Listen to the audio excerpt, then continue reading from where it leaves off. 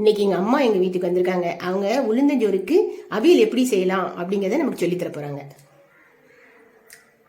என் நேரமர அவியலுக்கு எல்லா காய்கறிகளையும் நறுக்கி வச்சுருக்கேன்.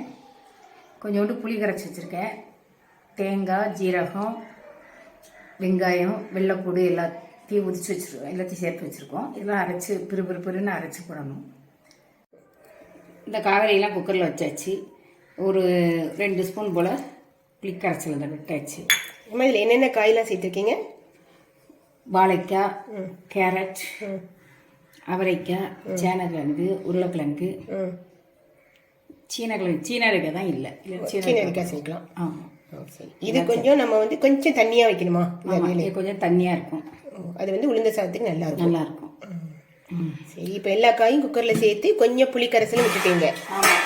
இப்போ இதை குக்கரை மூடி வச்சு ஒரு 2 விசில் விட்டு எடுத்தா போதுமா? ஒரு விசில் விட்டு எடுத்து குழஞ்சிரும். 2 விசில் விட்டா. சரி, சரிம்மா. சரி, காய் வெந்த பிறகு பார்ப்போம். தேங்காய், ஜீரகம், வெங்காயம், வெள்ளைப்பூடு, மிளகாய் இதெல்லாம் மிக்சியில் சேர்த்தாச்சு. இதை கரகரன்னு அரைக்கணும். உப்பு. இப்போ குக்கர் திறந்த பிறகு காயெல்லாம் நல்லா வெந்துச்சாமா? வெந்துச்சுப்பா. உப்பு போட்டாச்சு. மஞ்சப்பொடி இவ்வளோ கொஞ்சம் கலந்து தேங்காயெல்லாம் பிறுபிறுன்னு அரைச்சிருக்கோம்ல, அழகாக இருக்குது. தேங்காயெல்லாம் அரைச்சி அதில் லைட்டாக மஞ்சப்பொடி போட்டிருக்கீங்க. ஆமாம். ஏன் மஞ்சப்பொடி போடுறோம் அவியலுக்கு? இப்போ அதில் இந்த புளி விட்டாலே மஞ்சப்பொடி ஆகும். நம்ம தயிர் விட்டால் மஞ்சப்பொடி போட வேண்டாம். தயிர் விட்டால் வேண்டாம். இந்த புளி விட்டால் கொஞ்சம் மஞ்சப்பொடி போடணும். ஆமாம். சரி,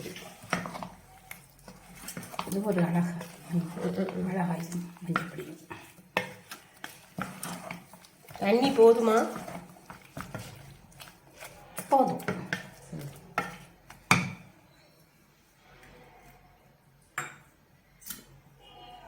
கடலை வெட்டி விட்டுக்கிட்டேன். போதும். இது நல்ல ஒரு கொதி வரணுமா? கருவேப்பிலை கிள்ளி போட்டு ஒரு நல்ல ஒரு கறிக்கணும்.